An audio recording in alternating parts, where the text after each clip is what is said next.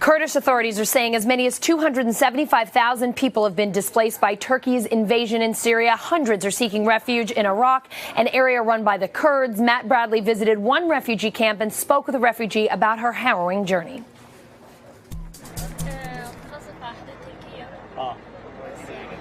She says that she's from Kamishli, that she saw some airstrikes by the Turkish military.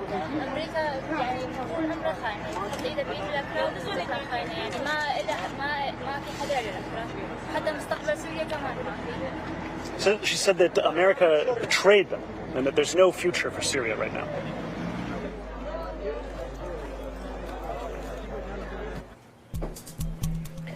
Matt Bradley joins us now from northern Iraq with more on the situation developing in Baradesh refugee camp and the challenges that Syrian refugees are facing as they flee. Yeah, Alison, I'm here at Baradesh refugee camp here in northern Iraq, where some 800 refugees from northeastern Syria just arrived. It's not the first wave of refugees coming into northern Iraq, but it's by far the largest that have come here to this camp. Now, what's interesting here and what's really revealing about the crisis in Syria is that as recently as last year, this camp was filled with thousands of people who were coming from here in Iraq, internally displaced people from the Shabak minority group from the city of Mosul, which was occupied by Islamic State. Now, since then, they've left. They've returned to Mosul, which was liberated, but now UNHCR, the UN Refugee Agency, told me they had to rush to reconstitute this camp, to kind of revitalize it in order to accommodate what they're expecting to be thousands and thousands of refugees from this sudden, very abrupt offensive by the Turks into northeastern Syria, which has gone through so many different political shifts in just the last couple of days. Now it's joined by the Syrian military,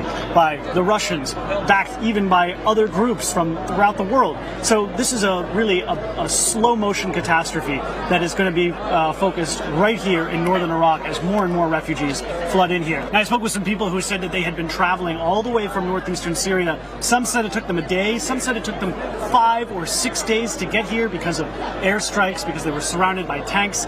Some said that the ranks of the Turkish fighters, which aren't all Turks, a lot of them are Syrians from elsewhere in Syria who are kind of fighting on behalf of the Turks.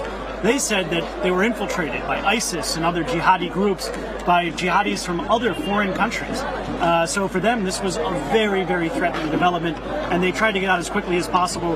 It wasn't easy because they ran into so many diversions and roadblocks, and, you know, the regime, the Turkish regime that was coming in from the north. It made it very, very difficult for them to escape. Many of them spent days waiting at the border. They said they had to pay some as much as $400, $500 to people smugglers to get them across the river here into northern Iraq.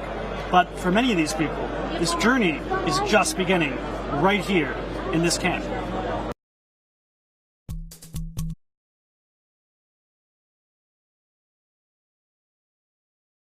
Hey, NBC News viewers, thanks for checking out our YouTube channel. Subscribe by clicking on that button down here and click on any of the videos over here to watch the latest interviews, show highlights, and digital exclusives. Thanks for watching.